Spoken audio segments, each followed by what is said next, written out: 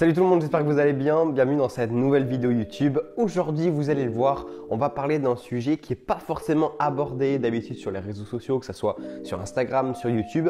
D'habitude, on vous parle plutôt de comment perdre du poids ou comment prendre de la masse musculaire, mais très peu au final, comment choisir entre l'un ou l'autre. Donc, c'est ce qu'on va voir aujourd'hui. Petit message avant de commencer la vidéo, je libère 5 places de coaching. Donc, si vous voulez prendre du muscle, perdre du gras, juste avoir plus d'énergie, rééquilibrer vos besoins, n'hésitez pas à me contacter. Vous allez sur mon Instagram, vous m'envoyez un petit message, on pourra discuter de comment ça se passe. Un petit message, ça coûte rien. Merci beaucoup. Je tenais à vous faire cette vidéo parce que très souvent, il y a des personnes qui devraient un petit peu prendre en masse musculaire, mais qui décident de quand même perdre du gras et du coup, on va arriver à des situations qui sont plutôt compliquées où justement, il va falloir réaugmenter le métabolisme et du coup, par cette vidéo, je veux vous éviter de faire cette erreur-là. Comment ça va donc se passer? Je vais vous citer plusieurs exemples pour essayer de toucher une majorité de personnes et je vous expliquerai un petit peu comment ça se passe dans ces exemples-là. Alors, le premier exemple que je voulais vous donner, c'est l'exemple d'une personne qui est totalement normale, qui est débutant ou qui depuis très longtemps n'a pas touché à une paire d'haltères et qui veut prendre un petit peu de muscle ou perdre un petit peu de masse grasse. Dans ces cas-là, la situation va être assez simple puisque quelqu'un qui veut prendre un petit peu de muscle et qui n'a jamais trop fait de musculation, rien qu'en commençant la musculation, va déjà développer pas mal de masse musculaire si à côté il a une alimentation qui suit un petit peu. Concernant une personne qui soit est en surpoids, soit veut juste perdre un petit peu de gras, là pareil, même en étant en soi un maintien calorique, juste en intégrant de la musculation dans sa programmation, elle prendra naturellement un petit peu de poids ou en tout cas stagnera, mais prendra aussi de la masse musculaire. Donc en soi, si vous êtes débutant, vous pouvez y aller, il n'y a aucun souci. À présent, deuxième cas de figure, on va parler d'un sujet qui fait pas mal controverse dans le fit game, ce sont les skinny fat. Les skinny fat, qu'est-ce que c'est si je dois vous donner une définition? C'est tout simplement des personnes qui, en apparence, ont une corpulence normale, mais en fait, ils ont tellement peu de masse musculaire qui seraient en situation de surpoids si on regarde juste la masse grasse. Leur IMC est normal, merci l'IMC. Mais voilà, du coup, ces personnes ont beaucoup de masse grasse, mais ça se voit pas parce qu'ils ont une composition corporelle très faible en masse musculaire.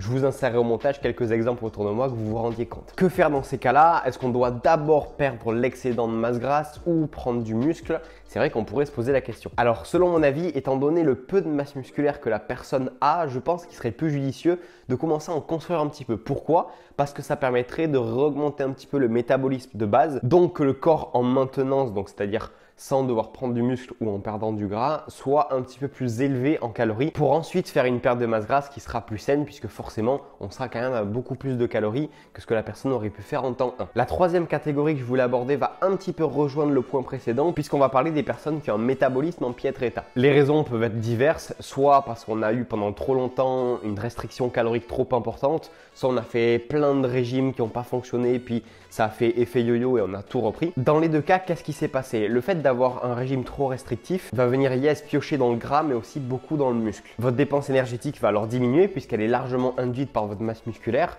et du coup qu'est-ce qui va se passer dans le cadre par exemple d'un régime yo-yo? Une fois que vous allez avoir fini, que vous allez être à votre poids idéal sur la balance, vous allez vous remettre à manger au même niveau qu'avant, là où avant vous ne preniez pas de poids et là qu'est-ce qui va se passer? Vous allez prendre du poids puisque votre maintien est en dessous de ce qu'il était auparavant. Alors avant de t'expliquer ce que je ferai pour toi, je vais t'expliquer comment tu peux voir si ton métabolisme est en bonne ou en mauvaise santé. Premièrement, chez les femmes, un métabolisme qui est en très mauvaise santé à cause d'une restriction calorique trop importante, on peut avoir une disparition des menstruations. C'est le cas par exemple pour les personnes qui font de la compétition sur scène, sur leurs derniers mois, semaines de préparation, en général elles n'auront plus de règles. Et vous pouvez vous l'imaginer, une compétition en bodybuilding n'est pas vraiment l'idéal pour la santé. Deuxièmement, ce sont des personnes qui ont les extrémités, c'est-à-dire mains et pieds, ultra froide. Donc si vous regardez cette vidéo et que vous êtes en couple et qu'à chaque fois votre copain ou copine arrive dans le lit et vous pose ses mains et ses pieds tout froids sur vous, vous savez à quoi c'est dû. Et enfin, dernière chose que vous pouvez regarder, c'est vos BPM et votre température après un repas ou directement en vous levant le matin. Je vous mettrai sur le côté des petites indications pour savoir si votre métabolisme fonctionne bien